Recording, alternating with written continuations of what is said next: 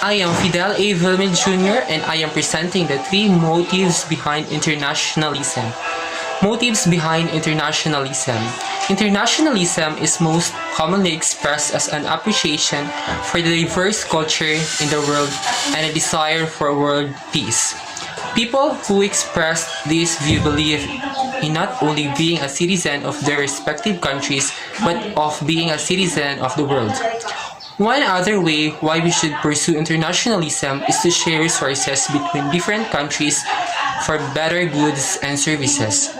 Even though there is a lot of people who disagree with the decision to pursue internationalism, but I still agree against it because it benefits everybody in it, especially developing countries and countries who are still struggling. It helps countries share resources, cooperate, and exchange goods. First, self-determination. Self-determination denotes the legal right of people to decide their own destiny in the international order.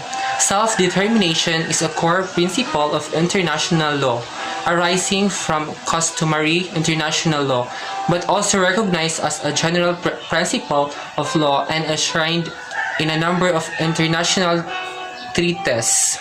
For instance, self-determination is protected in the United Nations Charter and International Covenant on Civil and Political Rights as a right of all peoples. For me, I am favor in self-determination on motives behind internationalism. The right to self-determination refers to the right of an individual to determine his own destiny. The right allows people to choose their own political status and to determine their own form of economic, cultural, and social development. By that, we have a chance to choose what we want in order to live happily.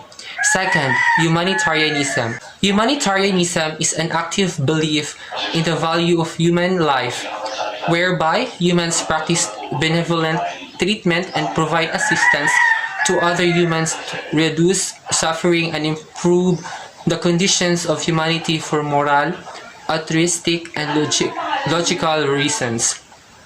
One aspect involves voluntary emergency aid overlapping with human rights advocacy, actions taken by governments, development assistance, and domestic philanthropy. Other critical issues include correlation with religious beliefs, motivations of aid between altruism and social control, market affinity, imperialism and neo-colonialism, gender and class relations, and humanitarian agencies. I am in favor of humanitarian because humanitarian aid is important because it provides life-saving assistance to people affected by conflicts, disaster, and poverty. Humanitarian aid is vital in reducing the impact of crisis on communities, helping recover and improving preparedness for future emergencies. Third is peace and security.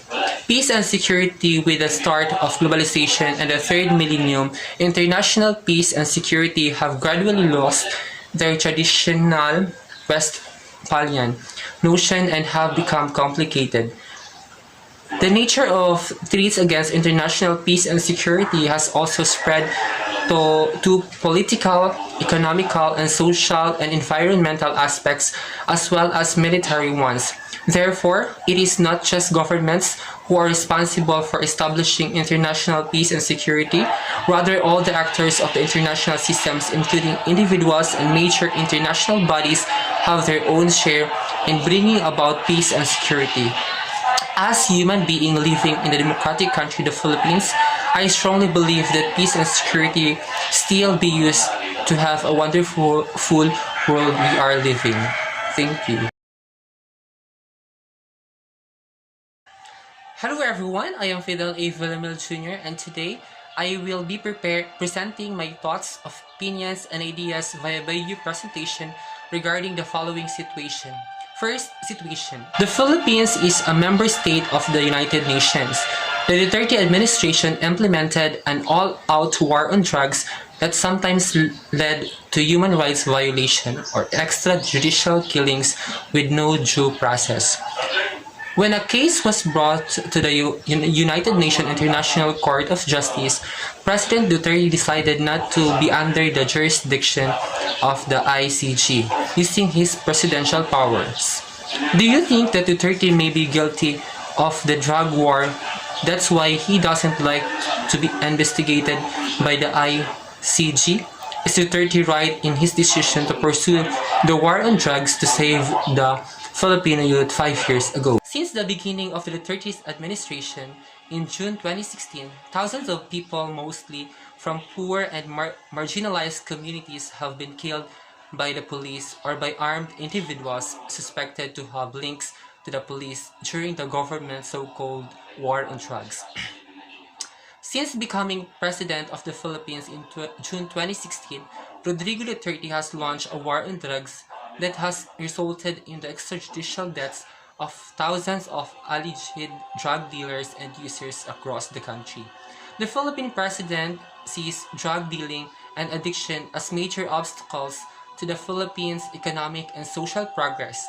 And if President Rodrigo Duterte doesn't want to be investigated by ICJ, it doesn't mean that he is guilty on drug war. He is the one who conducted the war on drugs campaign, so there is no reason that he is guilty on drug war. President Rodrigo Duterte is right in his decision to pursue war on drugs to save Filipino, because in order for that drug user to be stopped, we need to have that program, the war on drugs. The second situation. In 2016, the Philippines was awarded by UN Arbitral Court with ruling stating that the Philippines won the case against China re the 9-line controversy on the West Philippine Sea.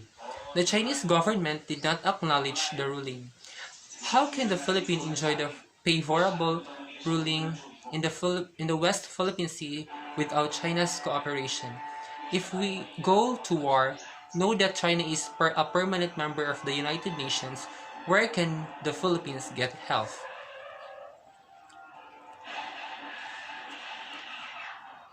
The Philippines is an archipelagic country with water covering more than 80% of its territory. It shares sea borders in the west and south, where there are overlapping maritime claims. The West Philippine Sea is the official designation by the Philippine government of eastern parts of the South China Sea, which are included in the Philippines' exclusive economic zone. The term is also sometimes incorrectly used to refer to the South China Sea as a whole. We can enjoy the ruling in the West Philippine Sea without the cooperation of China by simply using what has Philippines have in the West Philippine Sea. We can use our part in the West Philippine Sea to our fishermen, enable for them to feed their families. We all know that China is one of the largest country of firearms and soldiers, and we Filipino don't have enough firearms and soldiers to fight China. And for me, we don't need to go to war. We need communication and understanding about the issue. And if that's so, that we are getting in war, I think the Philippines get help from other country of the United Nations. By that, we can have an amazing world wherein negativity cannot grow and foster. Thank you. Hello everyone, I am Fidel A. Villamil Jr. and today I will showcasing the international organizations and specialized agencies of the United Nations.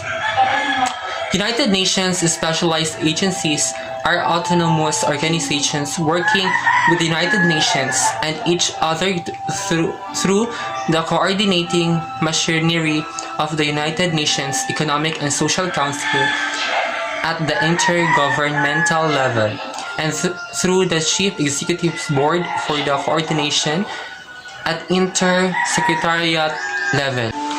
First, International Monetary Fund or IMF is part of the United Nations system and has a formal relationship agreement with the United Nations but retains its independence.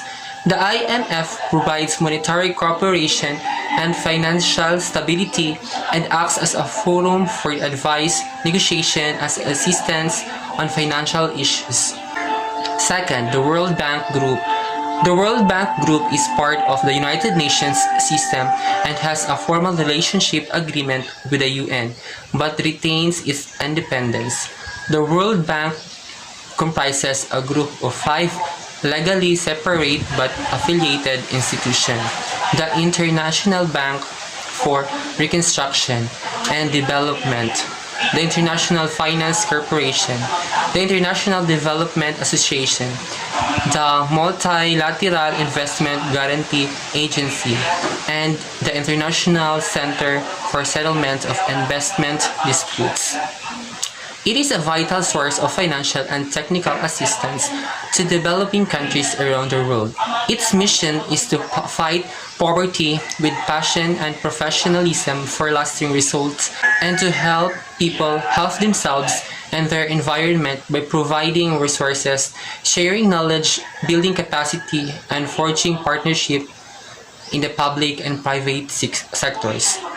Third, the World Health Organization, or WHO, acts as a coordinating authority on international public health and deals with health, sanitation, and diseases, and sends medical teams to help combat epidemics. Fourth, the United Nations Educational, Scientific, and Cultural Organization, or UNESCO, is a specialized agency of the United Nations established in 1945, with its headquarters in Paris, France. Its stated purpose is to contribute to peace and security by promoting international collaboration through education, science, and culture in order to propagate further universal respect for justice, the rule of law, the human rights and fundamental freedoms proclaimed in the United Nations Charter. Fifth, the Office of the United Nations High Commissioner for Refugees, or UNHCR, also known as the United Nations Refugee Agency, is a global organization dedicated to saving lives, protecting rights, and building a better future for refugees, forcibly displaced communities, and stateless people. The UNHCR works to ensure that everyone who has fled violence, war, disaster, or persecution at home has the right to seek asylum and find refuge. We provide shelter, food, water, medical care, and other life-saving assistance to refugees around the world. 6. The World Food Program, or the WFP, is a leading humanitarian organization saving lives and changing lives, delivering food assistance in emergencies, and working with communities to improve nutrition and build resilience. 7. The Food and Agricultural Organization, or FAO, is a specialized agency of the United Nations leading international efforts to defeat hunger. FAO's goal is to achieve food and security for all and make sure that people have regular access to enough high-quality food and lead active, healthy lives over 194 member states. FAO works in over 130 countries worldwide. We believe that everyone can play a part in ending hunger. Our mandate is to support themselves in their efforts to ensure that people have regular access to enough high-quality food. We can help by supporting policies and political commitments to promote food security and good nutrition by making sure that up-to-date information about hunger and malnutrition challenges and solutions is available and accessible.